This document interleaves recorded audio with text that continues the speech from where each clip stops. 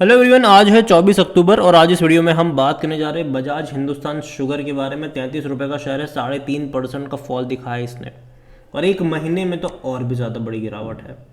देखने को तो भैया 17.5% का फॉल है, लेकिन अगर आप हायर लेवल से कंपेयर करते हो तो ऑलमोस्ट ये 22 से 25% का फॉल दिखा चुका है, लगातार गिर रहा है। अगर एक आध दिन तेज़ी आती भी है तो उससे ज़्यादा गिरता है, एक आध दिन तेज़ी आती है अगले दिन फिर से गिरावट देखने को मिल जाती है। बात करेंगे वीडियो में इस कंपनी के बारे में कि भाई साहब चल क्या रहा है, भरोसा कर सकते भी हैं कि नहीं इस कंपनी के ऊपर। और देखा जाए तो एक टाइम का पेनी स्टॉक था, बेहतरीन तेज़ी उसके बाद इसने दिखाई भी है। अगर आप देखो 5 साल का ग्राफ देखोगे तो ये शेयर कोविड के टाइम पे 2-2.5 रुपये के आसपास ट्रेड कर रहा था। बड़ी तेज़ी, हालांकि जब बड़ी तेज़ी आई बड़ी गिरावट भी साथ में आई है। जैसे कि उसके बाद 30 रुपये पर जाने के बाद गिर कर ये 13 रुपये पर भी आया था, फिर तेज़ी दिखाई थी 21-22 पे, या वापस गिर कर ये 10 रुपये से भी नीचे गया था। फिर उसके बाद बड़ी रफ्तार इसने पकड़ी, 45 रुपये का लेवल छुआ इसने और उसके बाद अभी गिरावट की शुरुआत हुई है और लगातार डाउनवर्ड ट्रैजेक्टरी शो कर रहा है। नेक्स्ट सपोर्ट लेवल यहाँ पर 25 से 30 रुपये के आसपास जो रेंज है वहाँ पर शायद हो सकता है। लेकिन बात करेंगे उसके बारे में भी कि चल क्या रहा है, सिनारियो यहाँ पर क्या देखने को मिल रहा है। तो देखा जाए तो 5 साल में पैसा तो खूब बना कर दिया है, लेकिन पिछले एक महीने में भयंकर गिरावट है। और सिर्फ ये एक लौती कंपनी की ये बात नहीं है, सब में यही हो रहा है, पूरे बाजार में यही चल रहा है। पिछला 1-1.5 महीना बाजार के लिए बहुत ख़राब रहा है भाई साहब। लगातार गिरावट आ रही है, लगातार, और बड़ी गिरावट देखने को मिल रही है। अगर आज इसके वॉल्यूम भी देखें तो 1 करोड़ से भी ज़्यादा के शेयर्स यहाँ पर ट्रेड होते नजर आए। बड़ी क्वांटिटी में ट्रेडिंग हो रही है, उसमें कोई शक नहीं है, बड़ी क्वांटिटी में हो रही है। कंपनी का जो मार्केट कैप है वो 4,275 करोड़ के आसपास का देखने को अभी मिल रहा है। एक टाइम था जब 480 रुपये का भी शेयर हुआ करता था ये, और एक टाइम था जब ये 2-2.5 रुपये का भी शेयर हुआ करता था। कंपनी अगर आप देखो तो अभी according to Moneycontrol user हर कोई कह रहा है बेचो और भाग जाओ। यहाँ पर लगातार गिरे ही जा रहा है, ये लगातार गिरे ही जा रहा है। और इतना ही नहीं, अगर हम यहाँ पर इनके क्वार्टरली रिजल्ट्स को लेकर अभी तक हालांकि कोई डेट सामने नहीं आए, जैसे ही आएगी बात करेंगे उसके बारे में भी। डिविडेंड तो ये भूल जाओ कि आपको पे भी करेगी कंपनी, प्रॉफिटेबल उतना ज़्यादा कर भी नहीं रही है।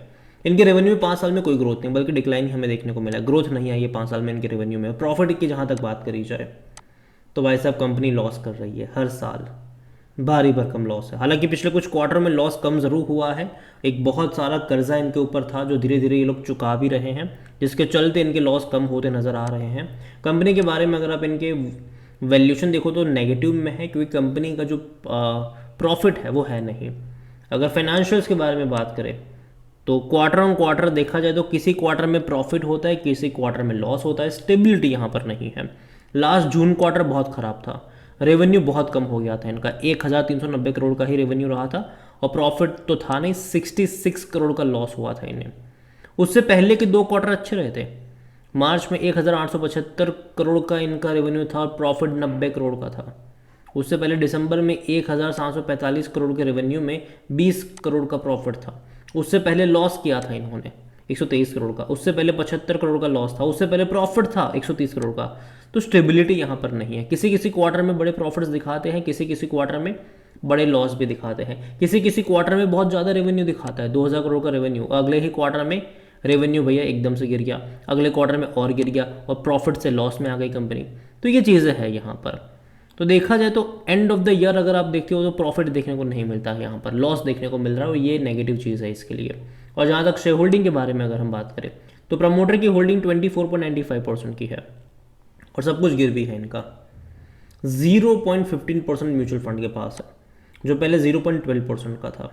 हम सितंबर क्वार्टर के शेयर होल्डिंग पैटर्न की बात करें यहाँ पर जो अपडेट हुआ है उसमें, तो म्यूचुअल फंड ने यहाँ पर हल्की सी खरीदारी करी और डोमेस्टिक इंस्टीट्यूशन की 8.31% से होल्डिंग 7.99 बिक वाली करी उन्होंने। लेकिन जम के खरीदारी एफआईएस ने करी है बड़ी क्वांटिटी में, 2.64% से सीधा 4.32% पर।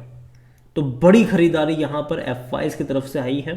रिटेल की होल्डिंग बहुत ज़्यादा है, 43.92% की होल्डिंग यहाँ पर रिटेल इन्वेस्टर के पास है। अदर पार्टीज 18.67% का स्टेक लेकर बैठे हुए हैं। ओवरऑल अगर बात करूँ इस कंपनी के बारे में, देखो शुगर इंडस्ट्री जो है वो डेफिनेटली यहाँ पर प्रेशर में है।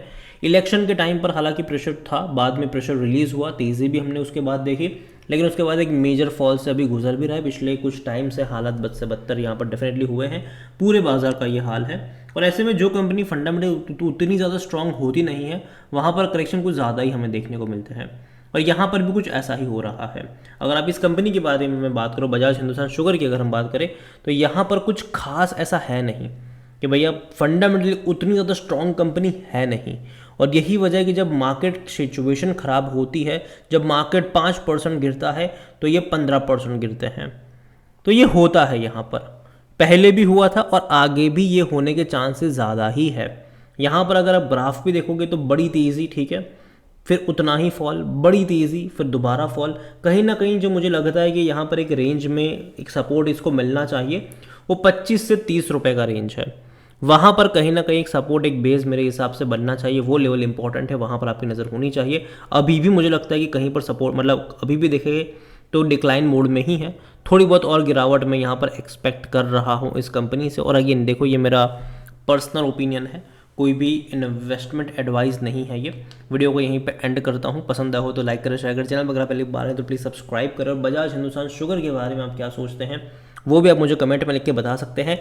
इसके अलावा वीडियो एडिटिंग के लिए, वीडियो रिकॉर्डिंग के लिए मैं क्या क्या चीज़ें इस्तेमाल कर रहा हूँ, चाहे वो माइक हो, चाहे वो लैपटॉप हो, उसके लिंक मैंने डिस्क्रिप्शन में दे दिए हैं। चाहो तो उसको भी चेकआउट कर सकते हो। अपनी व्लॉगिंग जर्नी अगर आप शुरू करना चाहो तो सस्ते में 400 मतलब 500-600 का माइक आपको आराम से मिल जाएगा। तो उसका भी लिंक मैंने दिया है, जाइए चेकआउट करिए। और अगर आप बाय करना चाहो तो वो भी कर सकते हो।